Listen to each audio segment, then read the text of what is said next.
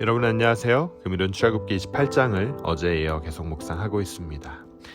우리가 출애굽기를 통해 구약시대 성막과 제사, 그리고 제사를 책임지고 이끄는 대제사장의 사역, 그들의 복장에 대해 함께 묵상하고 있습니다. 성막은 구약시대 임마누엘의 상징이었습니다. 성막은 여호와 하나님께서 이스라엘 백성들과 함께 하신다는 표현이자 상징이었어요. 우리가 성막을 생각해 볼 때 그것을 잘 세우고 거룩함을 지켜야 할 사람이 누구였습니까? 바로 제사장이었습니다. 이스라엘이라는 나라가 번성하기 위해 축복의 땅에 들어가서 또 하나님의 뜻에 맞게 살기 위해서는 왕을 잘 세우고 군대를 강하게 하는 일도 중요했지만 그보다 더 중요한 일은 대제사장을 잘 세우는 일이었습니다. 대제사장을 통해 예배를 잘 드리고 하나님의 임재 가운데 거하는 일이 가장 중요했어요. 그렇게 하기 위해 그를 잘 세워야 했습니다. 대제사장은 모든 백성들을 대표하는 사람이었기에 회중보다 또 일반 제사장보다 더 엄격하고 높은 수준의 성결이 요구되었습니다. 금요일 말씀을 보면요, 어제 말씀에 이어 위임받은 대제사장이 입은 예복에 대해 묘사하고 있습니다. 여러분, 어떠한 예복을 아론이 입었습니까? 오늘 말씀을 보면요, 그가 입어야 하는 의복에 대해 정확히 나와 있습니다. 금요일 말씀 출애굽기 28장 31절에서 36절이 이렇게 전하고 있습니다. 너는 에봇 받침 겉옷을 전부 청색으로 하되 두 어깨 사이에 머리 들어갈 구멍을 내고 그 주위에 갑옷깃같이 깃을 짜서 찢어지지 않게 하고 그도 가장자리로 돌아가며 청색, 자색, 홍색 실로 성류를 수놓고 금방울을 간격하여 달되 그 옷 가장자리로 돌아가며 한 금방울, 한 성류, 한 금방울, 한 성류가 있게 하라. 아론이 입고 여호와를 섬기러 성소에 들어갈 때와 성소에서 나아갈 때 그 소리가 들릴 것이라. 그리하면 그가 죽지 아니하리라. 너는 또 정금으로 패를 만들어 인을 새기는 법으로 그 위에 새기되 여호와께 성결이라 하고. 여러분, 아론이 입은 청색 조끼, 청색 에봇. 여러분, 청색은 무엇을 의미합니까? 청색은 바로 하늘의 색입니다. 땅의 색이 아닌 하늘의 색이에요. 하늘의 색이기 때문에 거룩함, 신성함을 드러내는 색입니다. 무엇보다 청색은 또 생명의 색입니다. 풍성한 생명을 의미하는 색이에요. 또 밑에 보면 성류 모양들이 예복 끝에 매달려 있는데 성류는 무엇을 상징합니까? 성류 안에 수많은 씨들이 있듯 성류는 풍성한 복의 상징입니다. 아론은 그렇듯 하나님이 제공해 주시는 풍성한 복과 거룩함을 중보하는 자입니다. 그가 입은 청색 에봇, 그리고 그 밑에 달려있는 성류는 하나님이 주시는 풍성한 복과 거룩함을 상징합니다. 그리고 에봇 안에는 속옷을 반드시 입어야 했습니다. 또 머리에는 패를 둘렀는데 그 패는 어떤 글이 써져 있었냐면 여호와께 성결, dedicated to God 이라고 써져 있었어요. 금일 말씀을 보면 성류 사이사이에 무엇이 달려 있었는가 하면 바로 금방울이 달려 있었습니다. 금방울을 에봇 밑자락에 단 가장 큰 이유는 아론의 하는 일을 알리기 위함이었습니다. 대제사장이 하는 일을 하나님도 알고 백성들도 알게 하기 위함이었어요. 여러분들께서 다 아시다시피 대제사장만이 지성소로 들어갈 수 있었습니다. 여러분, 지성소는 무엇입니까? 성막 가장 안자리에 위치한 하나님의 방이었어요. 그 지성소 안에 법궤, 즉 언약궤가 놓여 있었습니다. 근데 일단 제사가 완성되려면 지성소 안에 들어가서 법궤에 말씀하시고 나타나시고 제사함을 주시고 축복하시는 하나님을 만나야 합니다. 근데 이 지성소는 1년에 딱 한 번 들어갈 수 있는 곳이었습니다. 지성소에는 아무도 따라갈 수 없습니다. 누구도 같이 들어갈 수 없었어요. 이러한 지성소에서 하나님이 정말 아론을 받아주셨는지 안 받아주셨는지 알 수 있는 방법이 무엇입니까? 바로 방울 소리가 그 사실을 말해주었어요. 밖에서 다른 제사장들이 기다리고 있을 동안 대제사장이 지성소에 들어가서 법궤 앞에서 제사에 필요한 일을 수행하고 하나님의 임재를 경험하고 하나님의 말씀을 받아내고 또 제사함을 받아내는 과정 속에서 계속 방울 소리가 들려야 돼요. 만약 딸랑딸랑 이 소리가 나지 않으면 사고가 난 거예요. 만약 오랫동안 그 소리가 나지 않으면 어떻게 된 거죠? 대제사장이 죽은 거예요. 그래서 대제사장은 지성소에 들어갈 때 반드시 발목에 줄을 메고 들어갑니다. 줄을 메고 들어가서 소리가 나지 않으면 끌어냅니다.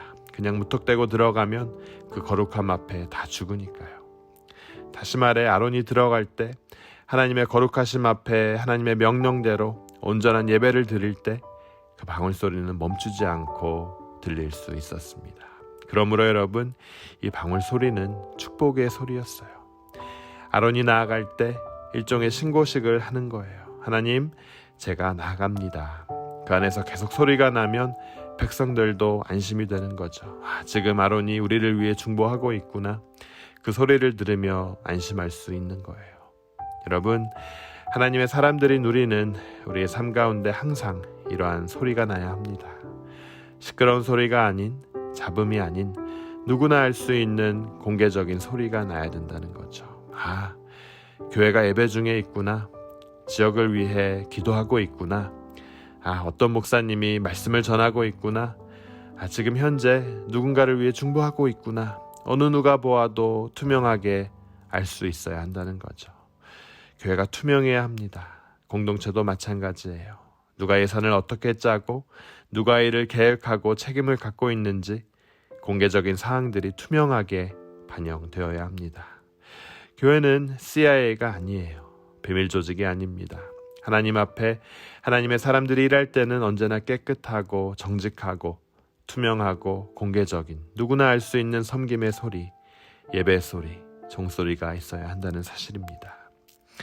저는 여러분의 삶 가운데서도 이러한 깨끗하고 정직하고 투명한 종소리가 나길 주님의 이름으로 축원합니다. 마지막으로 아론은 고운 모시로 에봇 안에 입을 속옷과 속바지를 입어야 했습니다. 특히 대속죄일 때 아론은 화려한 부분은 다 내려놓고 오직 고운 이 베옷을 입고 하나님 앞에 나아갑니다. 속바지를 꼭 입으라고 말씀하세요. 속옷을 입고 하체를 드러내지 말라는 뜻입니다. 여러분, 우리가 보면요, 이방 종교, 우상을 섬기는 종교의 특징 중 하나가 뭐냐면 성적 에너지를 마음껏 발산하는 데 있습니다. 그래서 이런 종교 안에서는 어떤 일이 일어나는가 하면 합법적인 성적 향연이 일어나는 겁니다. 합법적 타락이 일어나는 거예요. 그날 일어나는 일에 대해서는 아무도 묻지 않습니다. 아무도 정죄하지 않아요. 오늘날 일반 종교에서도 이러한 축제가 일어납니다. 이단의 경우 꼭 성적 요소들이 포함되어 있는 것을 우리는 발견합니다. 이런 성적 향연은 예배 한 과정으로 여겨졌습니다. 에베소 정중앙에 서 있던 아데미 신전에서도 이런 일들이 있었어요. 모든 이방 종교는 그래서 먹고 마시고 뛰놉니다. 시끄러워요. 광란의 현장이 됩니다. 하지만 여러분, 우리가 하나님 앞에 드리는 예배는 마음껏 먹고 뛰놀고 성적 에너지를 방출하는 자리가 아니라 절제의 자리, 경건의 자리입니다. 거룩의 자리예요. 이들은 여호와께 성결, 여호와께 거룩이라는 문구를 띠에 새겨 그들의 머리에 둘렀습니다. 여러분, 우리는 어떻습니까? 우리가 이런 띠를 메고 있지는 않지만 우리 이마에서 이 글이 보여야 합니다. 여호와께 성결, 여호와께 거룩. 여러분, 그래서 우리의 삶에 가장 중요한 요소가 있어야 한다면 그것은 바로 거룩일 겁니다. 어제도 말씀했지만 하나님의 일을 하다 보면 참 필요한 것이 많습니다. 능력도 있어야 되고요. 재정도 있어야 하고 은사도 필요합니다. 하지만 이런 것들은 다 나중 문제예요. 능력을 행하던 은사를 발휘하던 돈이 넘쳐나던 무슨 일을 하던 거룩해야 돼요. 선교를 하는 일, 훈련하는 일 등 많은 일들이 있지만 거룩을 잃어버리면 다 잃어버린다는 거죠. 그래서 여호와께 성결, 우리가 이 띠를 현재 머리에 메고 있지 않아도 사람들이 알아야 합니다. 우리가 무언가 특별한 것을 가지고 있진 않아도 세상이 우리를 볼 때 이들에게는 어딘가 모를 빛이 난다. 이 사실을 알아야 한다는 거죠. 여러분, 이제는 더 이상 대제사장은 없습니다. 우리의 영원한 대제사장은 예수 그리스도이세요. 우리를 온전케 하시고 거룩하게 하시는 분, 바로 예수 그리스도입니다. 예수님의 십자가의 능력과 지금도 하나님 우편에서 우리를 위해 기도하시는 예수님의 중보가 우리를 거룩케 합니다.